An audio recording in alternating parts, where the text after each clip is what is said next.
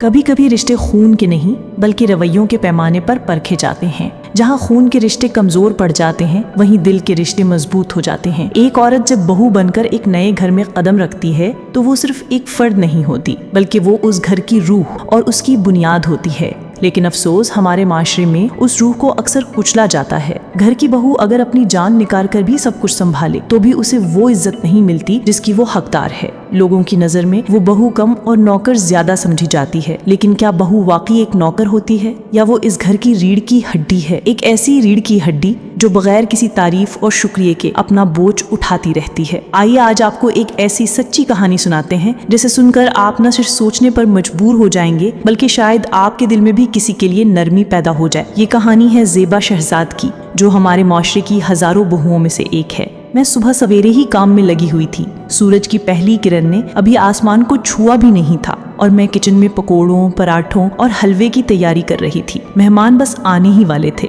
20-25 लोगों का खाना अकेले तैयार करना आसान नहीं था, लेकिन ये मेरा मामूल बन चुका था। हर इतवार को मेरे शौहर शाहमीर की चारों बहनें, जिन्हें मैं प्यार से नंदे कहती थी, अपने शौहरों और बच्चों समेत आ जाती। वो सिर्फ आती नहीं थी बल्कि अपने साथ फरमाइशों की एक लंबी फहरिस्त भी लाती थी।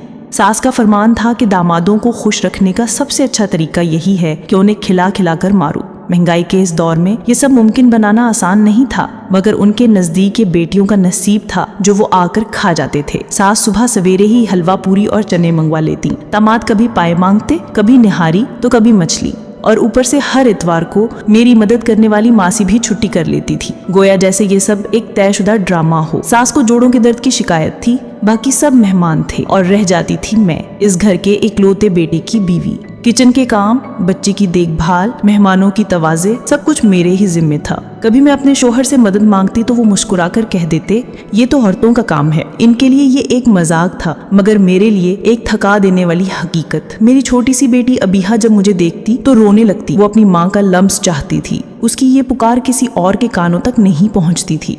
मैं उसे किचन में ही साथ बिठा लेती, एक कोने में बिस्तर लगाकर। नंदे आराम से टीवी लाउंज में बैठकर बातें करती और आवाजें लगाती।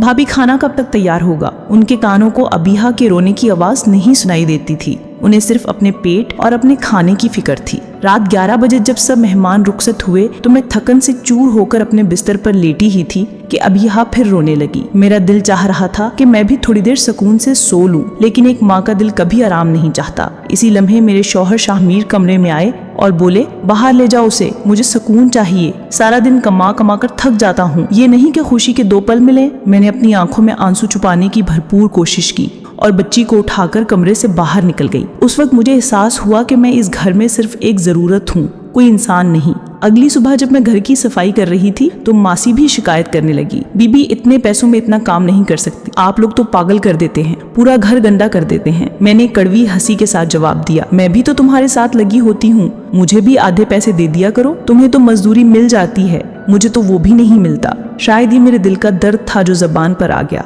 इतने में ये बात सास ने सुन ली और फिर दिन भर ताने देती रही।